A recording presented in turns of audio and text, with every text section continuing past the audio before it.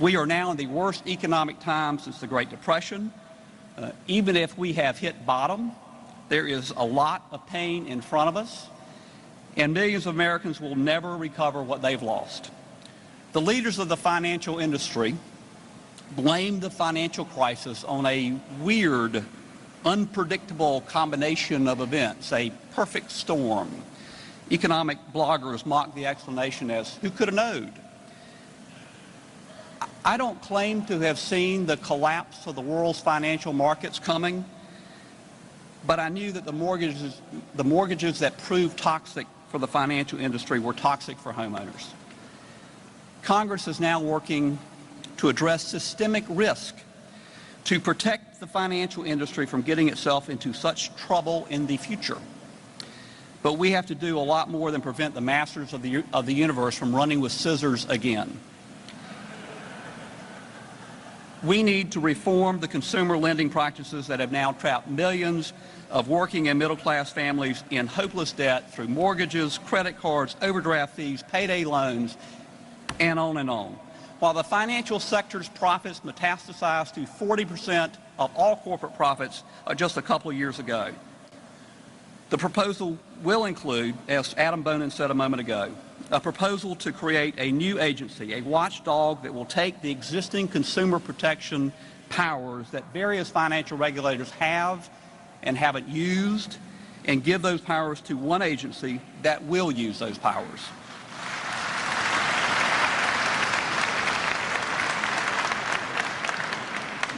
Defeating the creation of the Consumer Financial Protection Agency is the top legislative priority for the financial industry. Three-quarters of a century ago, President Roosevelt pushed to regulate the securities industry, even after all the corruption in the stock market in the 1920s that so clearly contributed to the Great Depression. The securities industry fought Roosevelt tooth and nail. Will Rogers said the boys on Wall Street don't want a cop on their corner, and they don't want a cop on their corner now either. The financial industry has beaten us even this year in cram-down legislation. Because of the sloppy political deal in the Senate in 1978, home mortgages are about the only kind of debt that cannot be modified in bankruptcy. That quirk in the law has prevented Congress and the Obama administration from doing anything effective to get control of the foreclosure crisis. And earlier this year, the Senate voted down legislation that would have allowed sensible, orderly, predictable modifications of mortgages in bankruptcy, so people who could afford their house but not their mortgage could escape foreclosure. An article in the Huffington Post by Ryan Grimm, who is here, quoted an unnamed aide to the House leadership as saying that the issue was frustrating to work on because the members who were against it didn't know why they were against it.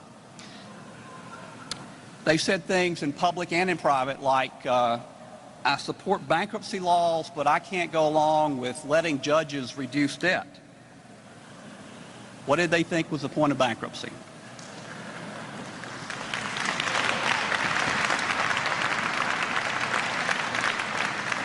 Those members are celebrated in the Washington political culture as thoughtful, sensible centrists. And the chattering class, the punditocracy, has wrung their hands over the populist rage among the great unwashed. Working and middle-class Americans have been cheated on their mortgages, their credit cards, overdraft fees, on, and now they see their taxes going to bail out the very people who cheated them. Their anger is righteous.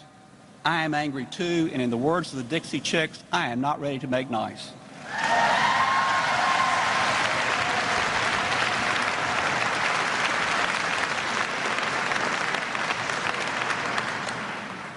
My greatest fear for the last year has been an economic collapse as bad as the Great Depression, or maybe even worse. My second greatest fear was that the economy would stabilize, perhaps begin to recover, and the financial industry would have the clout to defeat the fundamental reforms that our nation desperately needs. My greatest fear seems less likely lately, but my second greatest fear seems more likely every day. Congress and the Obama administration must give urgent priority to fixing our financial system, but that does not mean just going back to what we had 2 years ago when the financial industry profits top 40% of all corporate profits.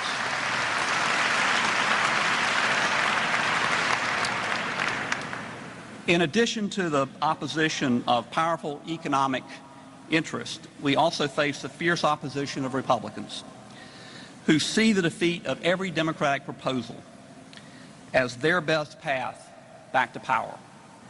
Their strategy is clear: oppose everything, predict dire consequences, and hope things really do go wrong. And they will make no serious proposals of their own. Bipartisan compromise and consensus is a pretty idea, but not really an option.